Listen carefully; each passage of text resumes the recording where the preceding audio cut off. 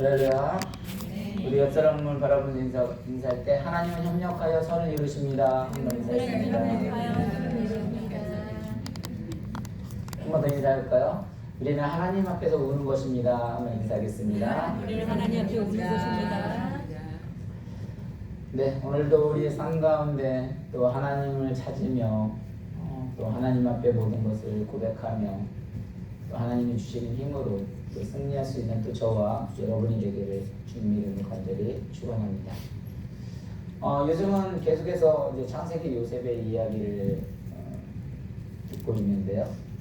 요셉의 이야기를 들으면서 정말 사랑이 뭘까라는 생각을 해보게 됩니다. 여러분 진짜 사랑이 뭐라고 생각을 하십니까? 갑자기 이런 질문을 하게 되면 막 좀 당황스러울 거라는 생각도 들어져요. 근데 진짜 사랑은 무조건 사랑해서 그 사람을 어떤 사람을 용서하는 것보다는 정말 그 상대에게 회개할 수 있는 시간을 주고 또 아름다움을 드러내서 함께 완전히 변화될 수 있는 그런 모습이 진짜 사랑이 아닌가라는 생각이 들었습니다.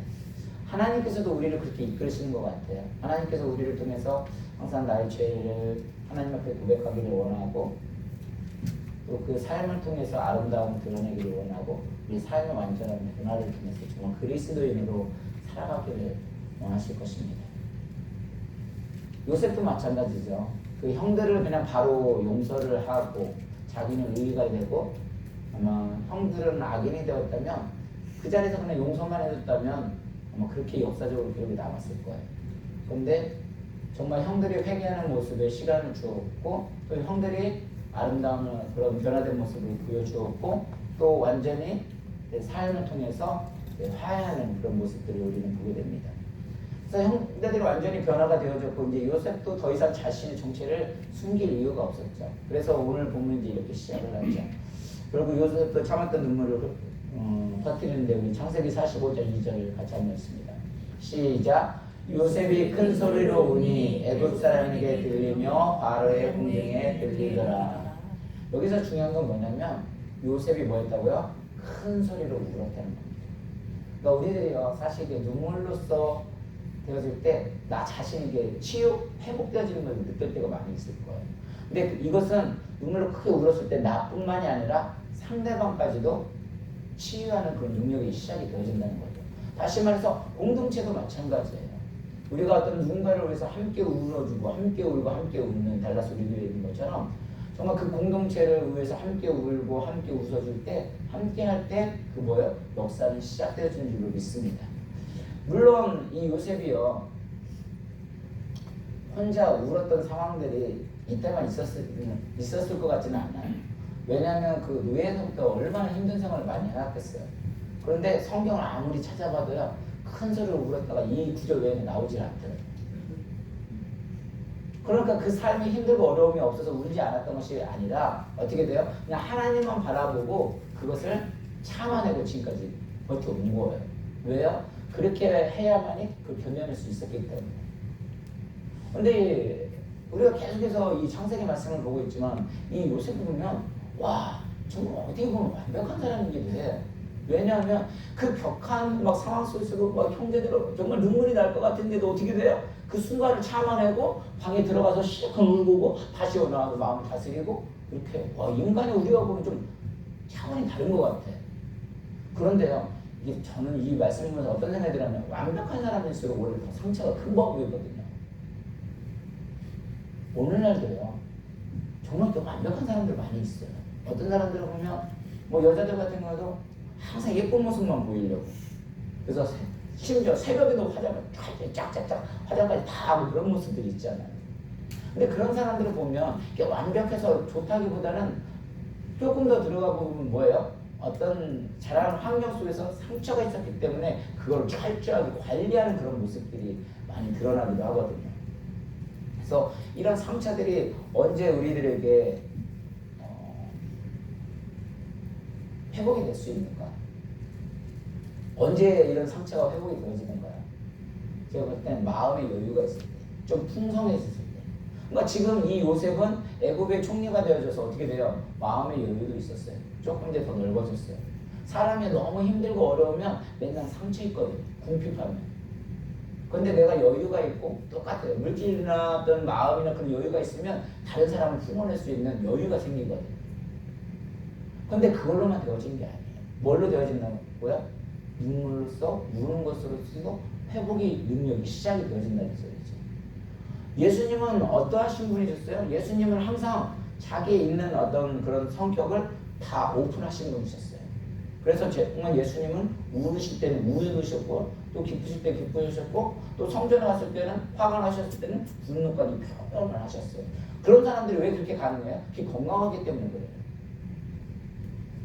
저도 뭐 크게 아파본 적은 없지만 어떤 건강을 잃을 만큼 한번 되게 아파본 적이 있었잖아요. 그러니까 어떤 생각이 들냐면 야 정말 이 세상 가장 큰 복은 지금 건강이다 라는 생각이 들어봤잖아요. 근데 이게 과연 육신의 건강만 그럴까? 영적인 건강도 마찬가지라는 거죠. 근데 영적인 건강도 언제 우리가 영적인 건강할 수 있을까요? 자기 자신을 다 드러낼 수 있을 때. 그러니까 쉽게 이야기하면 맨날 울고 짜는 사람들은 어때요? 그 사람이 그게 속이에요. 이게 요즘 신세대들 제가 제 아들 기도 제목도 들으면서 와, 제 어떤 기도의 틀과는 전혀 다른 요즘 Z세대라고 하나요? G세대라고 하나요? 이 기도 차원이 다르다 보니까 기도 어떤 제가 가지고 있는 형식의 틀과는 전혀 다른 그런 새로운 그런 신세계를 맛보는 것 같아요. 근데 요즘 Z세대들은 어떤 자기의 속도 물론 아픔도 있지만 잘 드러내요. 예를 들어 부장님이 누가 승진을 했어요. 그러면 우리 세대들 좀 나이 드신 분들은 어떻게 말을 해요? 아 부장님 뭐라고 하시면 예 이렇게 그냥 일단 순종을 하면서 하는데 Z세대들은 나 그만두겠다고 막 그러면서 뭐라고 하냐면 그 시간 되면 아무나 다 가는 거 뭐라고요? 시간이 지나면 그냥 10년 20년 지나면 다 부장 가는 걸로 그 말을 해요. 그러면 그게 부장님들은 어땠을 것 같아요? 예, 상처죠. 근데 Z세대들은 그게 자기 마음이에요. 그냥 그것들을 표출을 해요. 그러니까 때로는 그런 부분에서는 확실히 우리 세대들하고 많이 달라요. 그래서 어떤 사람들도 이야기를 할 때 그냥 이제 속으로 끙끙 아는 사람들은 정말 이렇게 순종 잘하고 뭐하는 사람들은 표출을 안 하는 사람들은 터지게 되면 어떻게 돼요? 더 빵 터져요. 감당이 안 돼요. 근데 원래도 평상시에 자기가 할 대로 다 하는 사람, 원래 생긴 대로 사는 대로 그런 사람들은 오히려 속병이 없어요. 그런데 오히려 덜하죠. 없는 건 아니겠지만 덜하죠. 그런데 맨날 너무 얌전한 거고 너무 순종하고 모범생인데 언제 터지면 어떻게 돼요? 더 큰 사고를 치는 이유들이 뭐예요? 속에 골맞던 것들이 빵 터지는 거거든요. 그러니까 이 말씀을 보면서 우리 영적으로 건강하려면 이게 사실 표출이 되어져야 돼요. 근데 이 표출이 되어지는 것도 누구 앞에 표출이 되어져야 되는 거예요? 하나님 앞에 표출이 되어져야 되거든요. 왜냐하면 사람 앞에 표출이 되어지면 잘못하면 이게 또 상처를 입을 수가 있어요. 아까 말한 대로.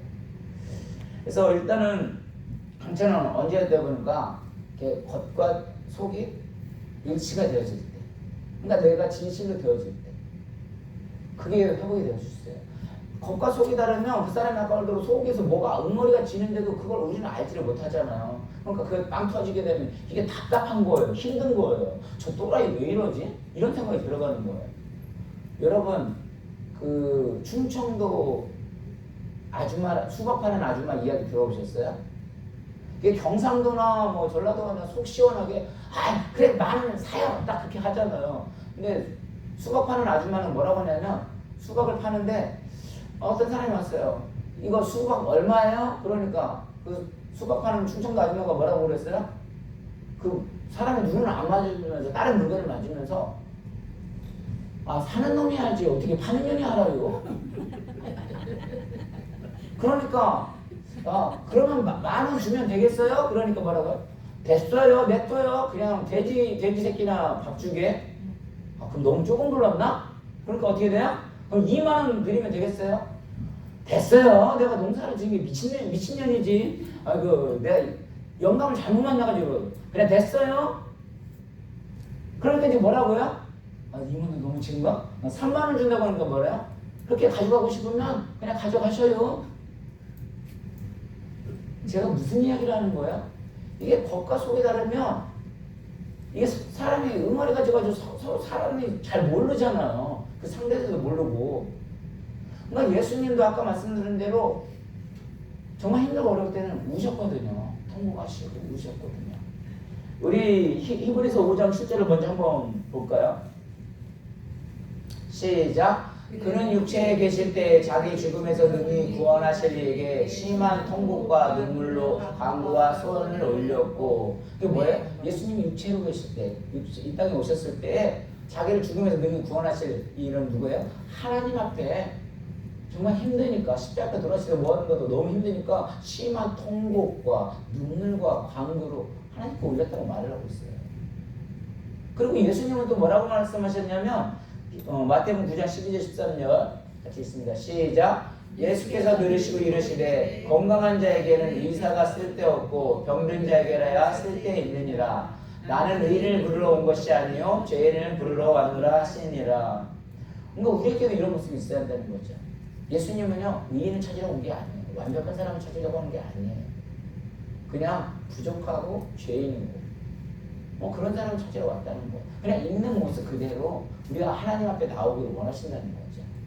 내 가식으로 하나님 앞에 뭐 숨겨가지고 나는 아무것도 아닌 척, 뭐 위인인 척 그럴 필요 없다는 거죠. 왜냐하면 요셉도요 이 형들을 용서할 때 누가 위인이냐 죄인이냐 그거 가리지 않았어요. 그보다 더 중요한 건 뭐였었어요? 그 형들이 하고 나서 회개할 수 있는 기회를 주고 아름다움을 드러낼 수 있는 시간을 주는 통해서 그들을 커버하는 모습, 어떤 면 복음의 자세 그런 것이 복음이라는 거죠. 그래서 예수님도 건강한 사람 부르는 것이 아니라 죄인들 병인들을 불러왔다. 그냥 있는 모습 그대로 나가자는 거죠. 그래서 예배라는 것도 그러는 거죠. 예배라는 것이 결국은 내 마음을 다 하나님 앞에 쏟아놓고 그대로 나와오는 것이다. 그래서 하나님께서 주신 그 눈물을 주실 때 또 그 눈물로 우리는 회복할 수 있기를 원합니다. 그래서 달라스 우리교회가 저는 사실 예전에도 어떤 이런 부분들에서 교회에 자꾸 보면 정말 어려움들, 왜냐하면 항상 이게 큰 교회가 있고 막 대학교가 있다 보니까 항상 말씀을 드렸지만 거기에 대한 목회 좀 하면 뭐 할 것 같고 뭐 좀 하면 어떤 저희 부족함이라도 또 하나님 능력 주시면 막 할 것 같다고 막 그런 열정으로 정말 열심히 한다고 막 했는데 안 되면 어떻게 돼? 거기서 너무 상처가 되는 거예요. 힘든 거예요. 근데 요즘에는 아까 말한 분명히 왜 환경적으로는 축소되기 힘든 것 같은데 마음의 평안이 훨씬 강해졌어요. 왜냐면 많이 포기한 게 아니에요. 솔직히 포기한 게 아니라 내려놓게 되더라고요. 그래서 하나님이 이끌어주시고 만져주시는 데서 훨씬 그 기쁨을 찾게 돼요. 근데 제가 또 아파하는 것이 뭐였냐면 어쨌든 수치는 가리고 허물은 덮으라는 말처럼 우리가 이렇게 어떤 모든 것들을 다 드러내게 되면 사실 속은 시원하죠. 하나님 앞에 울어보고 사람들 앞에 뭐 나의 이야기를 하게 되면 어때요? 속은 시원해요. 뭔가 뻥 뚫리는 것 같고. 여러분 안 울어보셨어요? 뭐 힘들고 어려운 일 있잖아요. 한번 울어보세요. 그냥 속이 뻥 뚫리는 것 같아요. 그냥 딱 뚫리는 것 같아요. 근데 아까 말씀대로 그게 하나님 앞에 울고 막 통곡을 하면은 괜찮은데 문제는 뭐야? 사람 앞에서 통곡하고 울게 되면 그분이 그 말을 듣고 그냥 가만히 있으면 좋은데 그분이 막 위로를 해줘요. 상대방이 위로를 해주다가 나중에 그 말을 듣고 뭐만 남았을까요? 그 상대방의 약점만 내 사람의 기억에 남는 게 우리 인간이거든요. 인간이 그만큼 악하거든요. 그러다 보니까 상대방이 이렇게 뭐랄까 그럼 우리가 이게 말을 할 때는 상대방이 하는 것이 아니라 항상 누구에게 한다고요? 하나님 앞에 해야 하거든요. 그래서 그 사람이 뭐 커버를 잘해주고 뭐 해주면 어때로는 또 그 사람의 그 약점을 다른 사람에게 말로 줌으로 말미암아 그게 오히려 더 상처가 되어질 때도 있어요. 그래서 오늘 본문 배경에서도 이 요셉이 어떻게 했는가 보면 아까도 그러면 1절에 뭐라 했냐면 자기가 울음이 되어질 때 어떻게 됐어요? 그 직원들을 그 데리고 있는 사람들 다 바깥으로 내보냈어요. 그러면서 하는 말이 뭐랬냐면 우리 4장 5절 한번 같이 읽습니다. 시작. 요셉이 형들에게 이르되 내게로 가까이 오소서. 그들이 가까이 가니 이르되 나는 당신들의 아우 요셉이 당신들이 애굽의 판자라. 당신들이 나를 이곳에 팔았다고 해서 근심하지 마소서. 한탄하지 마소서. 하나님이 생명을 구하시려고 나를 당신들보다 먼저 보내셨나이다. 아멘. 이게 무슨 소리겠어요? 이거는 지금 이제 요셉이 이게 감정이 나가 너무 눈물이 나시면서 형들이 이제 변한 모습들을 보고 와 형제도 완전히 변했구나 그러면서 자기 자신의 신분을 밝히는데 이제 밝힐 때 형들한테 용서를 구하면서 그 이야기를 할 때 사람들을 다 내보냈어요. 왜? 만약에 여기서 똑같이 형들이 나를 만약 당신들이 애굽에 판다는 그 이야기를 만약에 다른 사람들이 그 옆에서 들었다고 한다면 어떻게 되겠어요? 아무리 그들이 요셉이 그 형들을 용서했다고 생각을 하지만 그 종들이 어떻게 생각할 거예요? 저 형들 파렴치한 사람이네. 나중에 어떻게 돼요? 자기 동생을 팔아먹은 사람들이에요. 정말 파렴치한 사람들 이렇게 생각을 할 거 아니에요. 그것까지 배려를 해서 어떻게 된 거예요? 그 사람들을 미친 거예요. 그리고 지금 형들한테 고백을 하는데 뭐라고 했냐면 당신들이 나를 이곳에 팔았다고 해서 근심하지 마소서 한탄하지 마소서 하나님이 생명을 구원하시려고 나를 당신들보다 먼저 보내셨나이다. 지난주도 똑같은 말씀이에요. 무슨 소리예요? 이 모든 것은 하나님이 하셨다는 거예요. 그러니까 형들이 나를 파는 게 아니라는 소리예요. 다시 말해서 형들이 나를 미워가지고 나를 판 것이 아니라 그건 쉽게 얘기하면 뭐냐면 하나님이 허락하셨기 때문에 형들이 나를 판 것이고 또 그 하나님께 파는 것은 뭐냐면 하나님께서 나를 이렇게 애굽의 총리로 세워주시기 위해서 당신들보다 먼저 뭐예요? 나를 보내셨다는 거예요. 그러니까 모든 것은 뭐냐면 하나님이 하셨다는 소리예요. 그러니까 쉽게 얘기하면 하나님을 지혜로 일하는 사람은 어떤 걸 다 토론한다고 해서 그 사람 때문에 그런 것이 아니라는 거죠. 저 사람이 미운 것이 아니라 그냥 하나님께서 뭐예요? 나를 위해서 여기까지 이렇게 성장시키기 위해서 정말 그걸 사용하신 거구나. 그러니까 저도 항상 그랬잖아요. 설교에 대한 부담도 엄청 많이 들었고 항상 마음의 상처도 많이 있었어요. 때로는 정말 항상 고백하지만 정말 박사님 목사님 설교도 아니야. 뭐 쓰레기가 설교 이런 소리까지 들었을 때 정말 너무 마음이 아팠거든요. 그리고 자책감도 들고 때로는 너무 힘들었거든요. 그런데 말씀을 보다 보니까 어떻게 돼요? 제가 조금 변하는 게 뭐냐면 그래 이것도 하나님이 나를 성장시키기 위해서 그 사람을 사용하셨구나 하는 생각이 들어가니까 그 사람이 미운 게 아니라 오히려 뭐가 될까요? 용서가 되고 커버하는 마음이 생기는 거예요. 그러니까 이걸 제가 그 사람을 용서하려 해서 용서가 생기는 게 아니라 하나님의 은혜를 주시니까 지난번에 계속해서 얘기하는 게 뭐냐면 샬롬의 은혜가 생긴다고 선포할 수가 있다고. 예전에 저 사람 정말 미워가지고 모든 걸 나가 싫어서 저 사람을 미웠는데 미워할 필요가 전혀 없더라는 거예요. 왜냐하면 내가 아직까지 변하지 못해서 그래서 담지 못해서 하나님이 이렇게 훈련시키신 건데 그걸 깨닫지 못하고 저 사람이 내가 미워서 그런다고 생각을 하는 거예요. 근데 그게 아니라는 거지. 진짜 말하는 건 뭐냐면 하나님이 하셨다는 거예요. 그래서 지난주에도 우리가 어떤 얘기냐면 베냐민이 그 요셉이 은잔을 숨겼었잖아요. 베냐민 자루에 숨겨가지고 그걸 드러냈을 때 그때 그거 만약에 형제들 우리가 나오면은 내가 당신들의 종이 되겠습니다 라고 말을 했습니다. 근데 거기서 정말 은잔이 나왔어요. 그러면서 그때 유다가 뭐라고 했어요? 이건 누가 하는 일이라고요? 하나님이 하신 거라는 거예요. 그것을 인정하는 것이 아니라 뭐예요?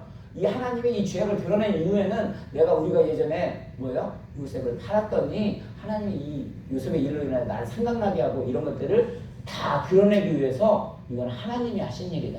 그 훔친 것을 인정했다는 것이 아니라 다시 말해서 나 한 사람을 정말 담임 목사를 온전히 세우기 위해서 하나님이 더 철저하게 하는구나. 그냥 한 사람의 문제가 아니라 나를 위해서 그렇게 사람들이 때로는 비방을 하고 힘들겠더니 이제 그 사람들을 위해서 정말 기도가 더워지더라고요. 이 심정이 정말 무슨 이해가 되실지 모르겠어요. 우리가 목요일날 성경 공부를 하는데 어떤 일이 있었냐면 그냥 우리가 정말 이 하나님이 나에게 다가오고 정말 말씀이 오게 되면 그건 그냥 하나님의 이스라엘 역사가 아니다. 그게 요셉이 이야기만이 아니다. 그게 언제 하나님 은혜가 되면 이건 우리의 일이 아니고 하나님 나를 위해서 정말 이 모든 것을 이끌어 주셨구나 하는 것이 그냥 온다는 거예요. 그래서 한 사람 오는 것이 그냥 오는 것이 아니라 정말 나 한 사람을 성장시키기 위해서 이렇게 불러주신 건데 그 사람이 뭐예요? 나를 성장시키기 위해 하나님이 허락하신 건데 그 사람이 다만 악으로 쓰여졌구나 그렇게 생각하니까 어떻게 그 사람이 더 위에서 기도하게 만들더라고요. 지금 그 심정으로 말하는 거예요. 창세기 9장에도 보면 어떤 이야기가 나와요. 노아가 그 포도주를 먹고 술에 취했을 때 처음에 둘째 그 함이 아버지 있는 것을 보고 누구한테 말해요? 누구한테 말해요? 셈하고 아벳한테 말을 했잖아요. 근데 셈하고 아벳은 어떻게 했어요? 그 말을 듣고 뒷걸음질 해가지고 그 이불을 덮어주잖아요. 근데 거기서 누구의 잘잘못을 했다는 거 말하지 않아요. 그냥 허물을 덮어주면서 치유하는 것이 중요했던 것처럼 지금 그런 의미에서 요셉의 지금 자세가 정말 더 중요하다는 거죠. 이 모든 것을 뭐가 있냐면 하나님이 하셨다고, 나를 먼저 보내셨다고, 모든 것이 하나님을 초점을 맞춰서 그렇게 고백을 하고 있는 거예요. 그래서 요셉의 형들을 진정으로 용서할 수 있었던 것은 하나님께서 그 인도하셨음을 인정하는 해석의 틀을 가지고 있었기 때문에. 그래서 결국 모든 것을 주관하시는 분은 누구라고요? 하나님이시죠. 이 고백이 있을 때요, 우리가 정말 함께 울고 함께 우리는 달라서 우리 공동체를 만들어갈 수 있는 거예요. 정말 내가 하는 것이 그냥 말로만 내가 그냥 어떤 주의 고백으로 되어지는 것이 아니라 정말 이 심정을 느끼고 있을 때에 정말 이 모든 것이 정말 하나님이 해주실 때에 그걸 고백할 때에 진짜 하나님의 부흥이 시작되는구나. 정말 하나님의 역사가 시작이 되어지는구나. 그래서 하나님께서 자신들의 죄를 그렇게 했다고 말씀하고 있어요. 그래서 하나님께서는 우리를 구하시라고 이 모든 일을 행하셨고 자신의 형들보다 앞서서 애굽에 보내셨다고 했습니다. 그것은 뭐예요? 다 하나님이 하셨다고 말하고 있는 거예요. 근데 우리는 어때요? 내가 누군가가 나하고 어떤 의견에 마찰이 있고 문제가 있으면 그 사람을 미워할 때가 있어요. 근데 사람은 지난번에 말한 대로 하나님은 그 상처를 받는 걸 통해서 쓰러지길 원하시는 분이 아니세요. 그 상처를 통해서 뭐를 하라고 했어요? 나의 아픔을 통해서 다른 사람을 이해를 할 수 있도록 하나님께서 우리에게 상처와 고통과 유혹과 고난과 고통 여건을 주신다고 했어요. 그런데 내가 그걸 변화되지 않으면, 그 사람을 느끼지 못하면 아직도 그 사람이 미운 거예요. 그러니까 그 사람이 잘못이 아니라 사실은 뭐예요? 나 자신이 돌아가야 하는 상황이거든요. 요셉이 그렇게 변화됐을 때 이 형제들이 우애가 엄청 깊어지는 거예요. 그래서 하나님이 허락하셨다는 걸 정말 믿습니까? 하나님이 이 자리에 정말 나를 보내주셨다는 걸 정말 믿습니까? 하나님께서 그 사람을 사용해서 정말 나를 성장시키려고 하기 위해서 그렇게 하셨다는 걸 믿습니까? 그 점을 믿는다면, 아까 말대로 그 점을 정말 고백을 한다면 용서가 아니라 정말 그 사람을 위해서 기도가 하게끔 나오거든요. 그래서 너나 할 것 없이 인생을 살아오면서 사실 이렇게 가끔 그런 생각이 들어요. 어렵지 않은 사람은 없는 것 같습니다. 크면 큰 대로 더 어려워요. 작으면 작은 대로 어려운 것 같습니다. 근데 실제로 더 중요한 것은 그 가운데 우리가 믿음이 있다면 누가 이 일들을 진행하는가, 그거 고백하는 거. 그냥 머리로 고백하는 것이 아니라 삶 속에서 아까 말대로 그것을 느끼고 아름다움을 드러내게 하는 거. 그러니까 형제들 회개의 기회를 주었고 또 그 회개의 기회를 통해서 아름다움을 드러냈을 때 그게 진짜 사랑인 것처럼 하나님이 나에게 원하는 사랑이 진짜 이거구나. 그래서 지금도 내 마음에 때로는 분노가 있고 아픈 상처가 있고 또 어떤 사람만은 결코 어떤 용서할 수 없다고 생각하는 분들이 있습니까? 저도 그랬으니까요. 저도 원래 제 중심적이니까. 근데 이제 말씀을 보면서 또 하다 보면 결코 그렇지 않아요. 하나님이 정말 나 이런 부분들을 몰랐던 부분을 깨우치기 위해서 이런저런 사람을 정말 사용해 주셨고 이렇게 또 불러주셔서 정말 또 이 창세 말씀을 통해서 더 많은 것을 깨닫게 하시는 분이 바로 하나님이시구나. 그래서 그렇게 되어질 때 모든 마음의 원망을 내려놓고 하나님께서 이렇게 살아보니까 진짜 모든 우리 인생은 단순적으로 이루어지는 것 같지만 뭐예요? 복합적으로 이루어져서 이 모든 것이 뭐예요? 정말 협력해서 선을 이루시는 하나님이시구나. 그래서 오늘 제목이 뭐라고요? 모든 것에 협력하여 선을 이루시는 하나님. 그래서 지금은 내가 뭔가 밥을 사면 딱 손해인 것 같지만 그 단순한 인생은 단순한 걸로 되어 있지 않더라고요. 밥을 내가 사면 어떻게 돼요? 다음에는 다른 사람이 내가 밥을 사야겠다는 그런 마음이 들어가는 거예요. 그러면서 또 내가 밥을 이렇게 사주면 지금은 당장 손해인 것 같지만 아까 말대로 이걸 어떻게 설명할 수 없지만 이제까지 이렇게 복합적으로 다 얽히고 설키고 해서 오는 게 뭐라고요? 밥을 내가 샀으면 그만큼 또 돌아오더라는 거죠. 그 모든 것을 누가 하는 거야? 하나님이 협력하여 선을 이루신다는 거. 그 하나님을 찾으실 때 우리는 믿음에서 그 삶 속에서 승리하게 될 줄로 믿습니다. 우리 이 시간 함께 기도하겠습니다. 기도할 때 하나님